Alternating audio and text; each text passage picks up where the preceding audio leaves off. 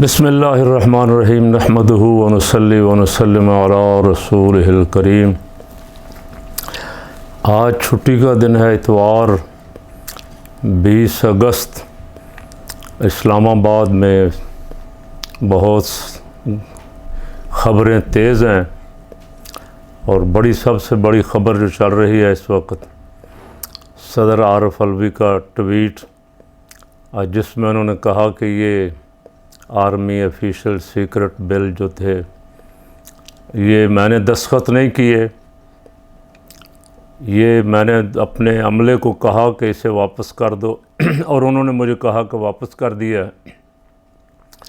لیکن کل مجھے ایک خبر کے ذریعے پتہ چلا کہ کسی نے میرے جعلی دستخط کر کے بھیج دیے ہیں واپس، اور کل پرسوں کی یہ خبر سرگرم تھی کہ صدر نے اس بل پہ دستخط کر دیے ہیں۔ بہت سارے لوگ جن کو امید تھی کہ صدر یہ بل واپس کریں گے اور وہ بہت مایوس ہوئے، اور بہت ساروں نے کہا بھی کہ صدر کو یہ بل دستخط نہیں کرنے چاہیے تھے۔ صدر نے ان بلوں پہ دستخط کر کے اپنی پارٹی منشور کے ساتھ بھی اور ملک کے غریب عوام کے ساتھ بھی بے وفائی کی ہے۔ تو آج اس کی وضاحت آ گئی اور اس وضاحت سے پورے ملک میں ہلچل مچی ہوئی ہے۔ اب سوال ہو رہا ہے کہ کیا یہ قانون بنا ہے یا نہیں بنا ہے۔ صدر صاحب نے کہہ دیا کہ دستخط میرے نہیں ہیں، تو جنہوں نے یہ جعل سازی کی ہے ظاہر ہے وہ ان کے عملے کے آدمی ہیں، ان کے خلاف کوئی قانونی کارروائی ہوگی یا نہیں ہوگی۔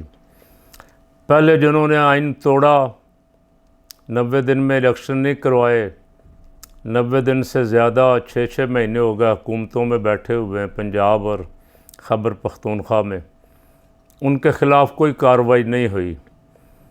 جنہوں نے سپریم کورٹ کا حکم نہیں مانا ان کے خلاف بھی کوئی کارروائی نہیں ہوئی، توہین عدالت بھی نہیں لگی۔ اس لیے عوام کچھ زیادہ پر امید نہیں ہے کہ اس کے خلاف بھی کوئی کارروائی ہوگی۔ یہ بھی اسی طرح 1-2 دن شور رہے گا اور اس کے بعد پھر خاموشی ہو جائے گی، اور عوام کوئی ایک آدھا بندہ یا سپریم کورٹ بار یا کوئی پارٹی سپریم کورٹ میں چلی جائے گی، اور سپریم کورٹ کے جج صاحبان اپنی نوکری اور پینشن بچانے کے لیے ادھر ادھر رہیں گے۔ کوئی بینچ بننا ہی پہلے تو مشکل ہے، اگر کوئی بن گیا تو بینچ توڑوانے کے طریقے بھی آتے ہیں ان کو۔ کوئی جج اٹھ جائے گا، کوئی جج اعتراض کر دے گا، کوئی جج کچھ اور کہہ دے گا۔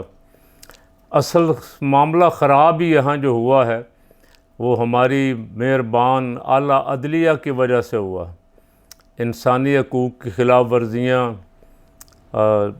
ملک میں آئین کی خلاف ورزیاں، اور جو کچھ بھی ہو رہا ہے اس میں سب قصوروار زیادہ تر سپریم کورٹ ہے، جس نے پوچھا ہی نہیں، بلکہ اسلام آباد high court, Lahore high court کئی دن لمبی ڈیٹیں دے دیتے ہیں۔ بندہ اغوا ہو گیا اور کسی کے گھر آ کے پولیس نے توڑ پھوڑ کی، بختر بند گاڑیوں کے ذریعے دروازے توڑ دیے، کسی عدالت نے نہیں پوچھا، بلکہ اپنی معمول کی کارروائی سے ہٹ کے لمبی ڈیٹیں دے کے چودھری پرویز الہی جیسے 78 سالہ بزرگ کو جیلوں میں خجل خراب کر رہے ہیں، اور وہی اگر ایک پریس کانفرنس کر دیتے تو کب کے چھوٹ چکے ہوتے۔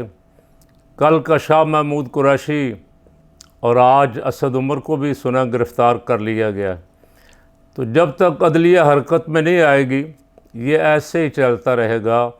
امید کی جا رہی تھی کہ نگران حکومت کے آنے کے بعد کچھ معاملات بدلیں گے، لیکن معاملات جوں کہ توں چل رہے ہیں، کچھ بھی نہیں بدلا، بلکہ اس سے بھی کام بڑھ رہا۔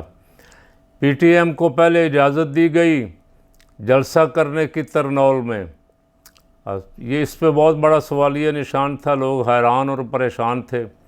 ایک بہت بڑا جلسہ انہوں نے کیا، لوگ باہر سے آئے تھے، سارے ایجنسیوں قبائل کے لوگ زیادہ تر، ان کو آنے دیا گیا، اجازت دی گئی، اور جو انہوں نے تقریریں کی وہ تقریریں ہم تو اس کا کوئی لفظ بھی دہرا نہیں سکتے، ہمارے دل زخمی ہوئے سن کے ہماری فوج کے خلاف جو زبان استعمال کی گئی۔ لیکن بہت سارے لوگوں نے کہا کہ یہ نورہ کشتی ہے، اجازت اس لیے دی گئی ہے کہ وہاں سے عمران خان کی مقبولیت کو کسی نہ کسی طرح توڑنا ہے، خواہ کسی ایسی تنظیم کے ذریعے توڑا جائے جو دہشت گرد ہو یا جس کے خلاف تمام ایجنسیوں کی رپورٹیں ہوں، جن پہ خود الزامات لگائے ہوں chief of army staff Qamar Javed Bajwa نے کہ یہ باہر سے پیسے لے کے کام کرتے ہیں۔ انہوں نے تقریریں کی، شکر اللہ کا کہ آج ان میں سے کوئی 2 افراد کو تو گرفتار کیا گیا، لیکن اصل حل اس کا یہ نہیں ہے۔ حل یہ ہے کہ اگر پاکستانی عوام کے کوئی نمائندے ہیں یا پاکستانی عوام ہیں تو ان کی شکایات دور کرنے کی طرف توجہ دی جانی چاہیے، کہ ان کی شکایات کا ازالہ ہو، تاکہ یہی جو نعرے لگا رہے ہیں ان کے نعرے بدل جائیں اور یہ زندہ باد کے نعرے لگانے شروع کر دیں۔ طریقہ کار تو ہمیشہ سے یہی چلا آ رہا ہے، اپنے مخالف کو زیر کرنے کا، جس کو اعتراض ہو، جس کو گلہ ہو۔ یہ کوئی طریقہ نہیں ہے، آپ 1 پکڑیں گے، 2 پکڑیں گے، کتنے لوگوں کو پکڑ لیں گے؟ اور آج شاہ محمود قریشی اور اسد عمر کو گرفتار کیا گیا ہے اس لیے کہ وہ دونوں ابھی تک انہوں نے یہ پریس کانفرنس نہیں کی کہ ہمارا کوئی تعلق نہیں ہے۔ اسد عمر نے ایک پریس کانفرنس تو کی، لیکن اس میں صرف عہدے سے استعفے کا اعلان کیا، لا تعلقی کا اعلان کر دیتے تو کوئی سوال ہی پیدا نہیں ہوتا تھا، ان کو پکڑا جاتا۔ شاہ محمود قریشی سے بھی یہ توقع وہ لگائے بیٹھے تھے کہ وہ بھی آ کے کوئی پریس کانفرنس کریں گے اور کہیں گے میرا کوئی تعلق نہیں ہے۔ تو یہ سارا کچھ جو ہو رہا ہے یہ کسی صورت بھی خوش آئند نہیں ہے، اس کو اچھا نہیں کہا جا سکتا۔ ملک روز بروز نقصان در نقصان میں جا رہا ہے، خسارے میں جا رہا ہے، باہر ہماری ساکھ بگڑ رہی ہے، اور لوگ ہمارے جو کچھ ہمارے یہاں واقعات ہو رہے ہیں ان پہ ہنس رہے۔ تو ان کی جو ذمہ دار ہیں، جن کی ڈیوٹی ہے، جن کو اللہ نے طاقت دی ہے، جن کے ہاتھ اقتدار ہے، ان کی ذمہ داری ہے کہ وہ ان تمام معاملات کو درست کرنے کی طرف توجہ کریں۔ اور معاملات درست ہمیشہ مذاکرات سے ہوتے ہیں، معاملات درست ہمیشہ کچھ لو اور کچھ دو سے ہوتے ہیں۔ زبردستی کے ساتھ معاملات اگر درست کرنے کی کوشش کی جائے تو معاملات اور بگڑتے ہیں۔